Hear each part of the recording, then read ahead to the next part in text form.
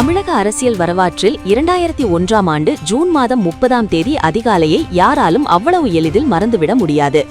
ஒரு முன்னாள் முதலமைச்சர் நள்ளிரவை தூக்கத்திலிருந்து எழுப்பப்பட்டு வலுக்கட்டாயமாக இழுத்து செல்லப்பட்ட அந்த காட்சி வெறும் கைது நடவடிக்கை மட்டுமல்ல, அது இரு பெரும் ஆளுமைகளுக்கு இடையிலான அதிகார போட்டியின் உச்சம்.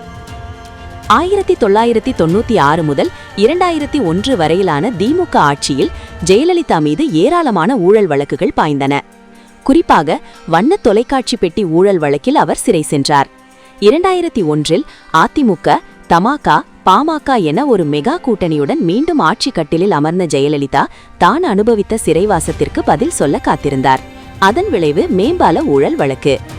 வழக்கமான கைது நடவடிக்கையாக இல்லாமல் ஜூன் 29 நள்ளிரவில் திட்டமிடப்பட்டு ஜூன் 30 அதிகாலை 1 மணியளவில் கருணாநிதியின் இல்லத்திற்குள் அதிரடியாக நுழைந்தது காவல்துறை.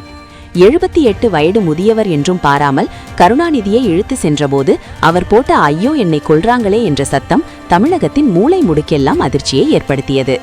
சட்டத்தின் முன் அனைவரும் சமம் என்று ஜெயலலிதா தரப்பு வாதிட்டாலும் அது ஒரு தெளிவான அரசியல் கணக்கு என அரசியல் விமர்சகர்கள் தெரிவித்தனர்.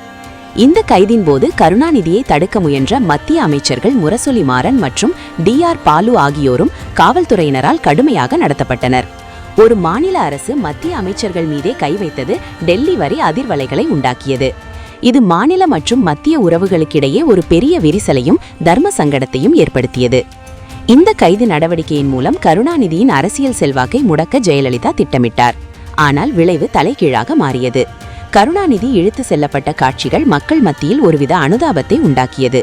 இந்த ஒடுக்குமுறை திமுக தொண்டர்களை வீதிக்கு வந்து போராட தூண்டியது. ஜெயலலிதாவின் இத்தகைய அதிரடி போக்குகள் பின்னாட்களில் 2004 நாடாளுமன்ற தேர்தலில் மெகா கூட்டணி அமைய மறைமுக காரணமாக அமைந்தது.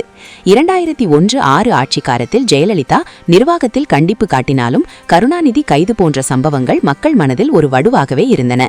2006 தேர்தலில் கருணாநிதி இலவச டிவி உள்ளிட்ட கவர்ச்சிகரமான மற்றும் மக்கள் நல திட்டங்களை முன்வைத்து மீண்டும் ஆட்சியை பிடித்தார். தமிழக அரசியலில் பழிவாங்கும் அரசியல் என்பது ஒரு சுழற்சியாகவே இருந்து வந்தது. 2001 கருணாநிதி கைது என்பது அதிகார மமதையின் வெளிப்பாடா அல்லது சட்டத்தின் கடமையா என்பது இன்றும் விவாதத்திற்குரியது. ஆனால் ஒன்று மட்டும் நிச்சயம், அந்த நள்ளிரவு கைதுதான் கருணாநிதி மீண்டும் 2006 ஆட்சிக்கட்டிலில் அமர்வதற்கான விதையை தூவியது.